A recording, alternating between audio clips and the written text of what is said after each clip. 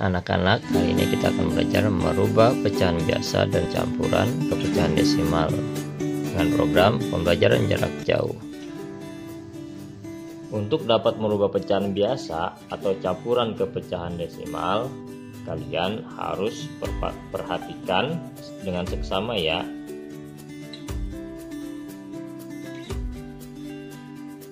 Contoh,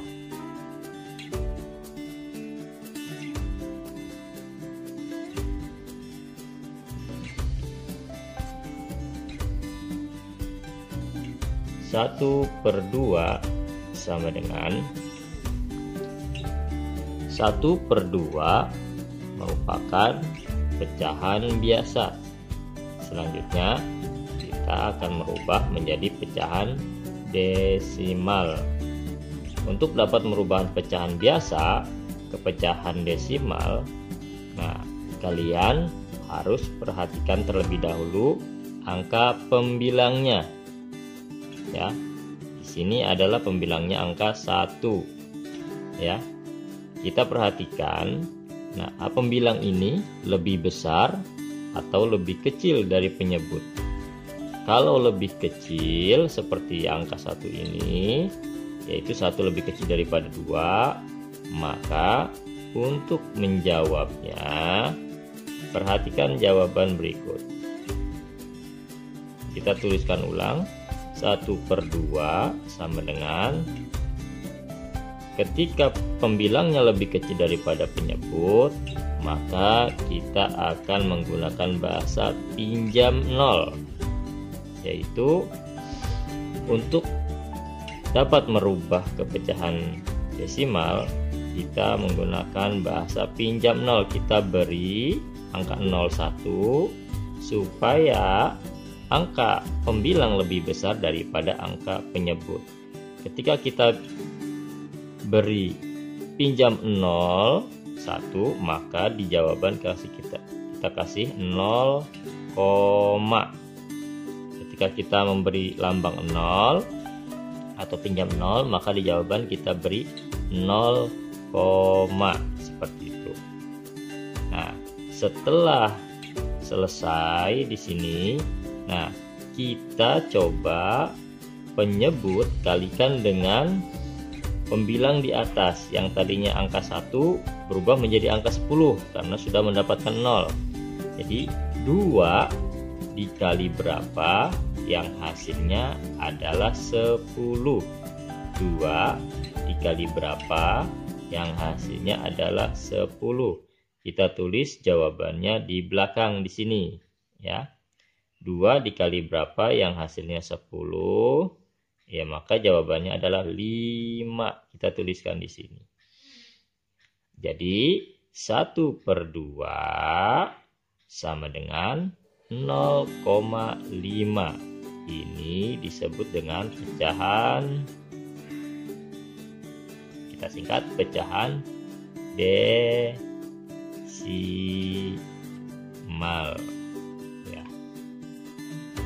Contoh nomor 2.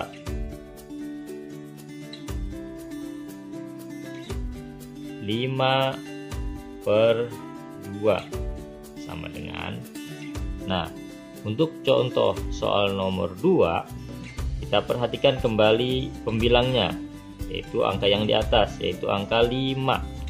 5 ternyata lebih besar daripada penyebut 2. Nah, apabila atasnya atau pembilangnya lebih besar, ya, tidak langsung diberi pinjam 0, tetapi kita gunakan sistem perkalian yang mendekati. 2 dikali berapa yang hasilnya dekat dengan 5, yaitu 2 dikali 2. 2 dikali 2 sama dengan 4. Kita tuliskan di bawah ya hasilnya. 2 dikali 2 sama dengan 4. 4 itu mendekati 5 jadinya. Nah, di sini ada sisa. Ya, di sini ada sisa. Nah, sisanya adalah 1. Karena 4 sisa 1. Kalau dijumlahkan maka hasilnya 5. Nah, sisanya 1 ya. Sisanya 1 kita simpan di atas di sini.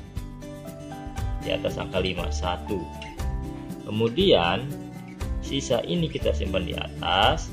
Nah, 1 menjadi lebih kecil daripada 2, maka kita gunakan bahasa pinjam 0 atau tambahkan 0.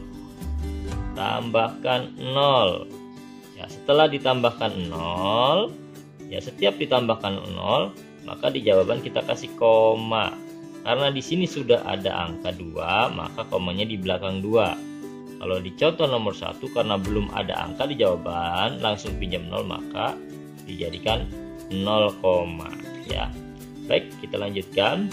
Nah, sekarang yang tadinya sisa 1 karena sudah diberi angka 0 ya, menjadi angka 10. Setelah dikasih 0 jangan lupa kasih koma. Selanjutnya kita hitung yang sisa yang tadi ya, yang sekarang menjadi 10. 2 dikali berapa yang hasilnya adalah 10? 2 dikali berapa yang hasilnya adalah 10? Maka jawabannya adalah 2 dikali 5. Pas kan?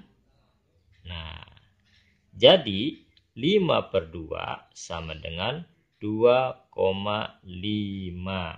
Nah, 2,5 ini merupakan pecahan desimal. Ya, ciri-ciri pecahan desimal ini terdapat tanda koma di dalam sebuah bilangan. Seperti itu. Sekarang kalian perhatikan contoh nomor 3 ya. Tadi pecahan biasa ke pecahan desimal. Sekarang kalian akan mempelajari merubah pecahan campuran ke pecahan desimal. Perhatikan contoh berikut ya. 2 1 per 2 sama dengan, nah perhatikan, berbeda dengan pecahan biasa. Apabila pecahan campuran seperti ini 2 1 per akan dirubah ke pecahan desimal. Pertama, bilangan asli yaitu angka 2 ya. Nanti kita akan pindahkan ya. Jawab dulu ya. Kita langsung jawab saja ya. Kita pindahkan 2 ke depan sini ke jawaban. Nah, seperti itu. Jadi langsung dipindahkan ya. Langsung dipindahkan 2-nya. Kemudian pecahan biasanya ya kita hitung seperti pecahan biasa. Ya, 1 dibagi 2.